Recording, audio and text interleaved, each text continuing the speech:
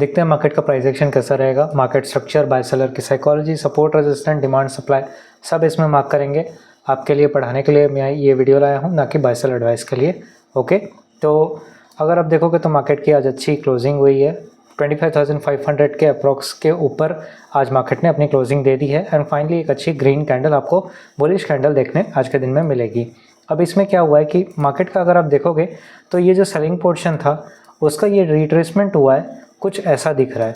अब ये कितना परसेंटेज का 0.5 यहाँ पर कवर हुआ है कि नहीं हुआ है 0.6, वो हम पहले ही 1 डे की डेली टाइम फ्रेम में पहले से ही देख लेते हैं।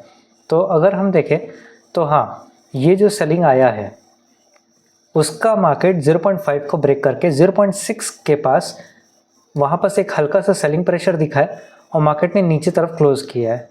अब इसको ये प्रूफ करना होगा कि 0.5 के ऊपर पहले तो सस्टेन करें, क्योंकि 0.5 के ऊपर सस्टेन करेगा तो समझ में आएगा कि हाँ, ये जो ब्रेकआउट हुआ है 0.5 का रेजिस्टेंट के जैसे, जो इस ट्रेंड का 50% एरिया है वो ब्रेकआउट सही है, फेक नहीं है। और अगर थोड़ा सा भी नीचे लुढ़का तो ये क्या हो जाएगा, नीचे पे जो 25,400 के जो बायर हैं, ठीक है, ग्रीन कैंडल यहीं से बनी है, फिर से बाइंगनेस यहीं पर दिखी है, फिर से ग्रीन कैंडल यहीं पे बनी है।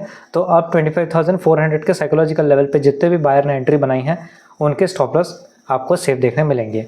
पूरा मार्केट का स्ट्रक्चर देखने के लिए अब हम 1 आवर के टाइम फ्रेम में जाते हैं और वहाँ पर मार्केट का बिहेवियर पढ़ते हैं। ठीक है, तो इतने दिन से हम लोग मार्केट का बात कर रहे हैं, higher lows, lower highs, lower lows, lower highs, lower lows, lower highs and lower लोज।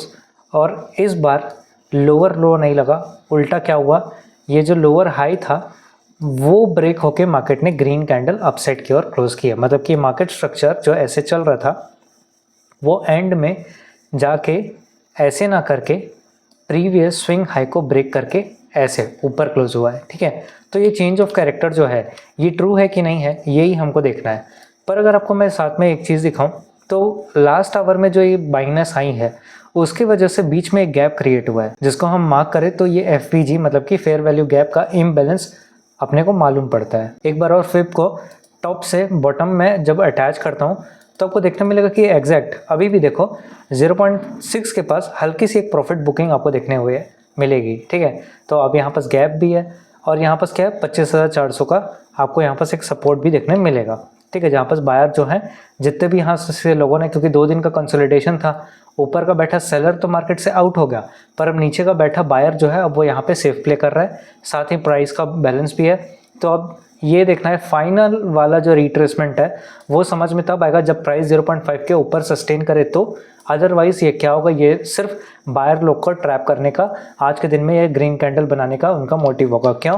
क्योंकि ऊपर का बैठा सेलर तो अब निकल गया, अब नीचे का बैठा बायर ही है जो सेफ है। और अगर मार्केट सच में अप ट्रेंड है, क्योंकि अगर मैं आपको फिब से एक लेवल मार्किंग करते हुए दिखाऊं, जैसे कि बॉटम से टॉप मैंने अटैच किया है, तो जो बाइंगनेस आई है वो कहाँ से आई है, 0.5 के लेवल से ही आई है, 25,350 के साइकोलॉजिकल लेवल से ही ये बाइंगनेस आई है। तो ये क्या हो रहा है, ये एक रिट्रेसमेंट ट्रू है। इसको पता करने के लिए हमें ये करना है कि ये वाला जो सेलिंग पोर्शन है इसका 50 से 60% एरिया के ऊपर अब प्राइस को क्या करना होगा, सस्टेन करना होगा। ठीक है, उसके लिए हम क्या करेंगे, 15 आवर में जाएंगे और वहाँ पर डिटेल में एनालिसिस करेंगे और मार्केट का डिमांड सप्लाई को यहीं पर मार्क कर लेंगे, या फिर आप सपोर्ट रेजिस्टेंट बोल सकते हो। ठीक है, तो जैसे कि आप देखोगे तो ये 2 दिन का कंसोलिडेशन था। ठीक है, वो 2 दिन का कंसोलिडेशन यहाँ पे ब्रेक हुआ है। ब्रेक होने के साथ ही क्या हुआ है, बीच में बहुत सारा गैप जो है वो छूटा हुआ है। ठीक है, जैसे कि ये 15 मिनट में गैप कुछ इतना दिख रहा है। तो ये क्या है, प्राइस को थोड़ा सा नीचे तो आना पड़ेगा ताकि ये गैप फेल हो जाए, बट अगर सेलिंग पैनिकनेस में आई तो मार्केट रिवर्स भी हो सकता है। अब उसके लिए प्लान कैसा है, देखो पहले तो हमको नीचे से कोई डिमांड जोन को अप्लाई करना होगा। ठीक है, पहले 5 मिनट में जाते हैं, डिटेल में पहले देखना पड़ेगा। हाँ, मैंने यहाँ से मार्क करवाया था, यहीं से बाइंग पोर्शन आ रहा है और इसको स्ट्रेच करके आगे, और इसको मैं ग्रीन में मार्क कर लेता हूँ। अब यहाँ से क्या देखने मिल रहा है, सेलिंग, सेलिंग, यहीं से बाइंग, यहीं से बाइंग है, यहीं से बाइंग है, यहीं से बाइंग है। और जितने लोगों ने भी बाय किया है उनके स्टॉप लॉस लोअर लेवल पे अवेलेबल है, मतलब कि सेल साइड की लिक्विडिटी आपको 25,500 के लेवल पे जिन्होंने भी कॉल किया है, आपको उनके जो सपोर्ट है वो ये डिमांड जोन पे देखने मिल जाएंगे, जिनके स्टॉप लॉस अभी तक सेफ पड़े हैं। जिन्होंने भी बाइंग किया है आज के दिन में उनके स्टॉप लॉस लोअर लेवल पे सेफ है, इतना आपको देखने मिलता है। ठीक है, अब यहाँ से एक रेजिस्टेंट है जो मैं बहुत दिन से ड्रॉ कर रहा हूँ, अभी भी उसमें चलते जान है जो कि 25,600 के साइकोलॉजिकल लेवल पे निकल के आ रहा है, जो कि हमारे लिए क्या काम कर रहा है, सप्लाई जोन। क्यों? क्योंकि 1 time 2 time 3 time 4 time selling आ चुकी है, तो आपके लिए ऊपर में एक टारगेट यहाँ पर अवेलेबल है। ठीक है, अब हमारा क्वेश्चन ये है कि मार्केट को अब डायरेक्शन किधर तरफ ट्रेड करना है। ठीक है, क्योंकि एक कंसोलिडेशन मतलब कि एक ब्रेकआउट हुआ है, कहाँ का, ऊपर के रेजिस्टेंट लेवल का। ऊपर का सेलर गायब, नीचे का बायर क्या है, वो प्रॉफिट में है। अब अगर ये गलती से थोड़ा सा भी मोमेंटम कैंडल को नीचे किया, गैप फिलअप करने के बाद भी ऊपर नहीं उठ रहा है और नीचे आता हुआ दिख रहा है, तो फिर हम इसको पकड़ने की कोशिश करेंगे। क्यों? क्योंकि